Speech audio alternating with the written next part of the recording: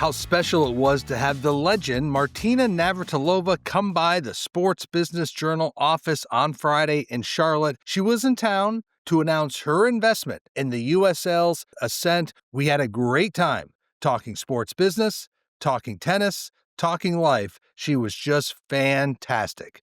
And this is your morning Buzzcast for Monday, August 25th. I'm Abe Madkour. A record weekend for women's sports. The NWSL's Bay FC really delivered with a match on Saturday at Oracle Park, the highest single game attendance in U.S. pro women's sports history. Almost 41,000 were on site. That broke the previous record of 35,000, which was set last year for an NWSL match at Wrigley Field. It shows that the city of San Francisco could be a great soccer market. And it's rare to have soccer at Oracle Park. Of course, the San Francisco Giants play there. Bay FC plays at PayPal Park. They average about 13,500 fans per game. So the bottom line, a new benchmark for every U.S. women's professional sports league, with nearly 41,000 showing up Saturday at Oracle Park. Another big event, and it's one of the best events of the year, college football's Aer Lingus Classic, starting the season in Dublin. Iowa State defeated Kansas State. Atmosphere inside that stadium, electric. Iowa State and Kansas State both sold approximately 11,000 tickets each. It was a sellout. If you watched, it was loud, it was raucous, and it sounded like a lot more people than the 51,000 in the venue. So as the designated home team, Kansas State received $2.25 million. They also got expenses, and they receive a share of the merchandise revenue. Iowa State, the visiting team, will also receive a cut of expenses and merchandise revenue. The biggest upside is building the brand.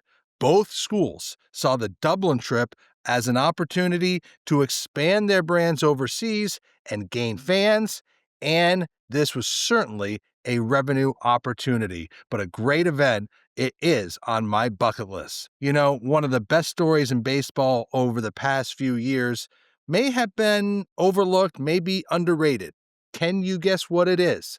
I believe it's the San Diego Padres. What that team has done and continues to do is really so impressive. The Padres have such a strong, dedicated local following in that market, and the season attendance mark of 3.3 million set last season, this year they still have 19 home games left. This will be the third consecutive year that the Padres will set a season attendance record. They're coming off a major 7-game homestand. They over-delivered against the Giants and the Dodgers. Fans packed that venue. And it's just a strong business performance and a team that is so locked into the community, and fans love going to Petco Park. Don't sleep on the business success of the San Diego Padres. How about becoming an owner in the American Cornhole League? Yes, the Rock Hill, South Carolina-based league will move away from owning and managing each of its teams by making them all available for licensing. Yes, you and I, individuals and investment groups, could license a team for $25,000 per year.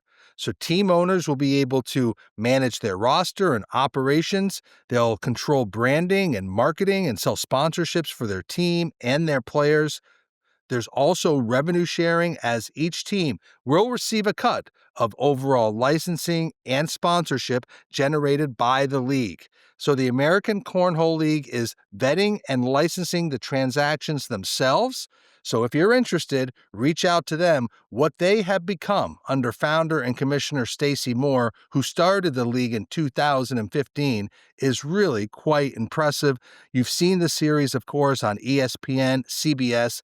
Event attendance ranges from about 1,000 to 2,000 people per event. And again, you can become an individual team owner for $25,000 as a licensing fee in the American Cornhole League. Moving on, we had heard that Las Vegas was going to be the host of the World Cup draw in December. And that will be a big event. Everybody's going to be very interested to see how this draw is set up for the World Cup next summer.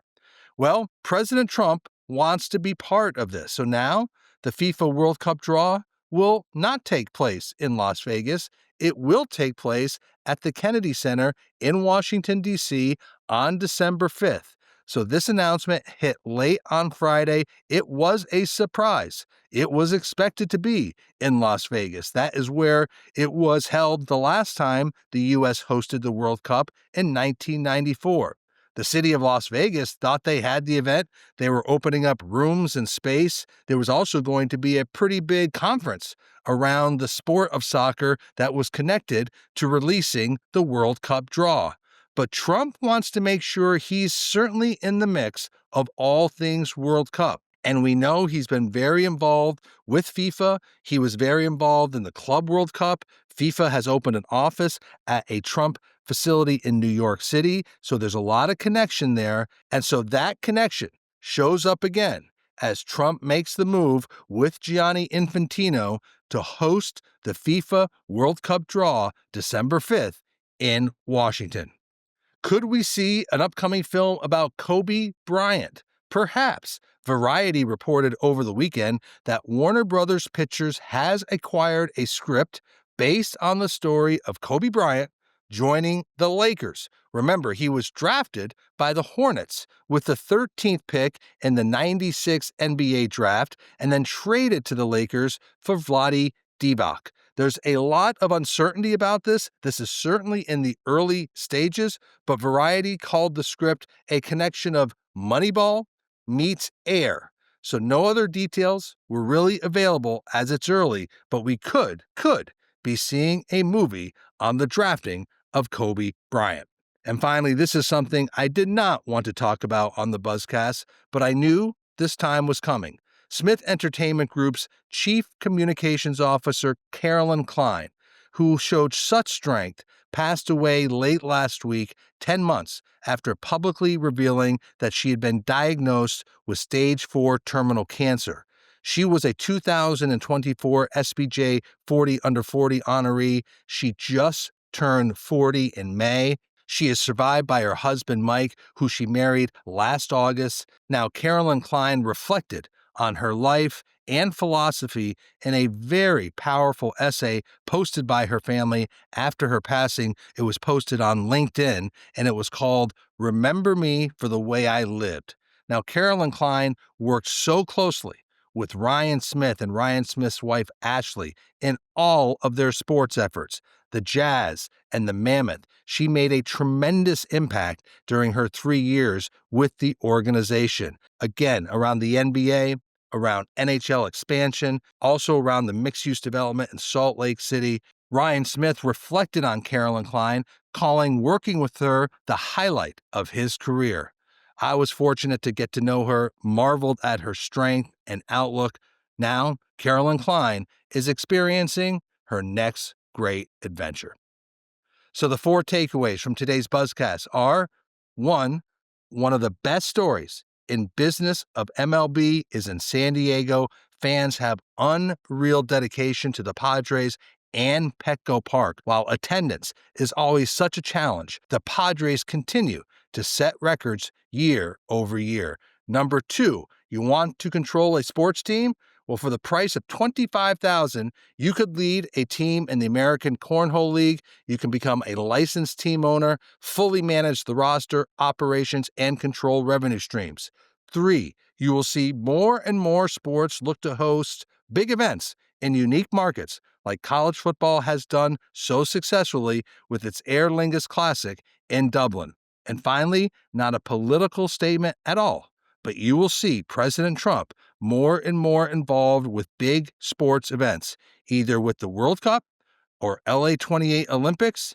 And when it comes to World Cup, FIFA will do what it can to stay close to President Trump. So those are 4 takeaways from today's Buzzcast, and that is your morning Buzzcast for Monday, August 25th. I'm Abe Madkour. Stay healthy, be good to each other. I'll speak to you tomorrow.